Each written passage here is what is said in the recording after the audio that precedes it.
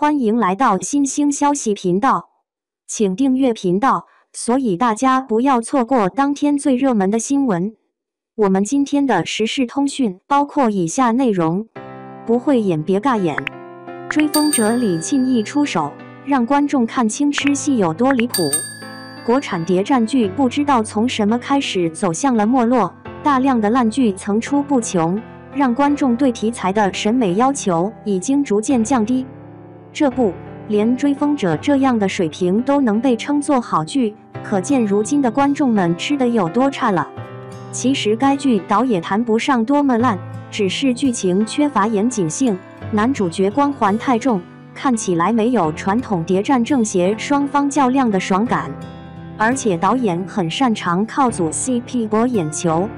这一边刚炒了一波沈图南与魏若来的师徒 CP， 那一边又冒出来一个娃娃亲，魏若来与牛春苗的戏份也让不少人嗑得上头。谁还记得这是一部谍战剧？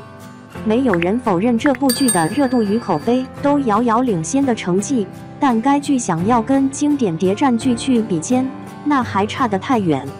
而且演技也是一大硬伤，尤其是女主角李沁，几场吃戏就暴露了她的表演水平有多拉胯，吃得太做作。众所周知，吃戏是最能体现一个角色真实感的戏份，而李沁在这部剧中虽然是真吃，但效果跟假吃没啥区别，因为看起来都是装模作样，假的不行。就比如沈静珍跟魏若来吃西餐这场戏，随便用叉子插起一个小番茄，慢悠悠地送进嘴巴，连咀嚼的动作都仿佛经过精心设计，太会装了。当然，有人会觉得千金大小姐在外面总要保持优雅和教养，但沈静珍在家里吃饭也是这个德行，一大桌子的好菜她不吃，挑起几根菜叶子送到嘴巴里，再扒拉2口米饭，吃的那叫一个不情不愿啊。光是看他这个双目无神、生无可恋的样子，就知道这饭菜不好吃。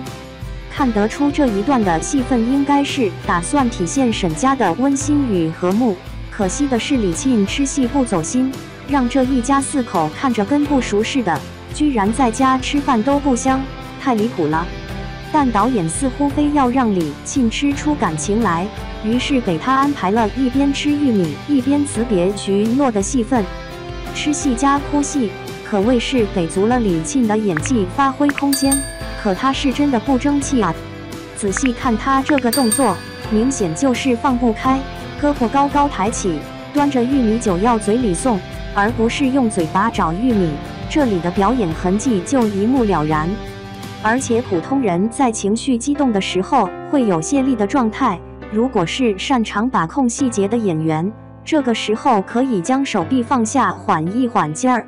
可笑的是，李沁就跟被玉米定身了似的，一只手高高抬起玉米，另一只手则是贴在玉米下方，好像是要接着掉下来的玉米粒。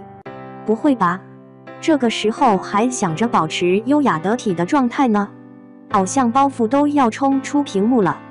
李沁的吃戏就像是在跟观众说：“你快看我多么敬业。”我可是真吃，但又想要拍的接地气，又做不到真正的松弛，拍出来的戏份就跟过家家似的。看完《追风者》，又想起了李沁在梦中的那片海中吃面条的那场戏。我吃了，我装的，演了半天都没看到他真的吃掉一根面条，别糊弄观众了。本以为选择真吃后的李沁表现能好点，事实证明假吃真吃都不妨碍他演技拉胯。说白了，还是实力不行，不如看看别人的吃戏都是怎么样的吧，吃出真实感。吃戏看起来不难，但也没有大家想的那么简单，只有吃的真实、走心，吃出人物情感，那才叫好演技。就比如赵丽颖与凤航中，她这段吃东坡肉的戏份给观众震惊了。那么一大块肥肉跟米饭一起吃都嫌腻，可赵丽颖却直接大口咬了下去，满嘴都是油，一口接着一口，完全没有嫌弃的感觉。从他的眼神也能看出对于这块肉的喜爱，以及对于做这道菜的男主的爱意。明明一句台词都没有，可看着他这副吃东西的表情，观众都能看出人物的情绪，甚至有点馋肉了。2. 还有佘诗曼，在今天的他们中，佘诗曼真是减肥人看到汉堡这种碳水炸弹的心理状态演活了。一开始还嘴硬说自己不想吃，可眼睛都快要贴在汉堡了。当朋友将汉堡递到嘴边，他再也不能欺骗自己，上去就一大口，感受到了久违的满足。果然，垃圾食品才是人间美味啊！还有佘诗曼一把推开绿色饮品的动作，不知道演出了多少人的影子。3. 除此之外，杨紫虽然是流量小花，但演戏的时候也没啥偶像包袱。在《长相思》中，她有一点啃鸡腿的戏份，一看就是真吃。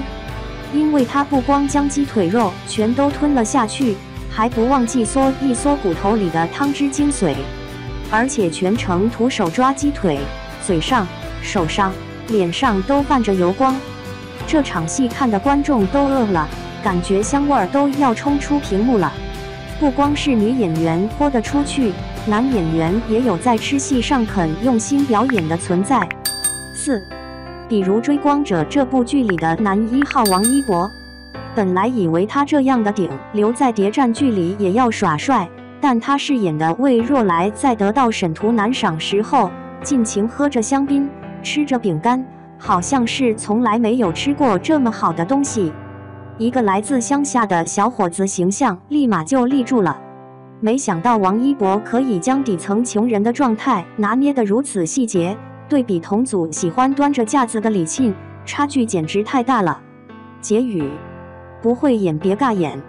追风者李沁一出手，让观众看清吃戏有多离谱。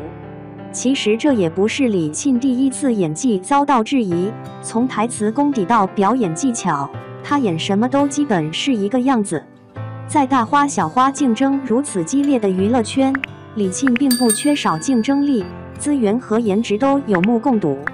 但他却始终缺少一股劲儿，不愿意放下包袱，也没有精进演技，在每一部剧中的表现都没有太多新鲜感，久而久之，观众也会审美疲劳的。这次在《追风者》中，李沁居然还没有王一博表现得好，可见演员不能松懈，要时刻保持上进心，否则长江后浪推前浪，前浪死在沙滩上。留给李沁的时间不多了，与其营销美貌、吃戏，还不如真的去磨练演技，期待以后能看到她的进步吧。那么你觉得李沁的吃戏好不好？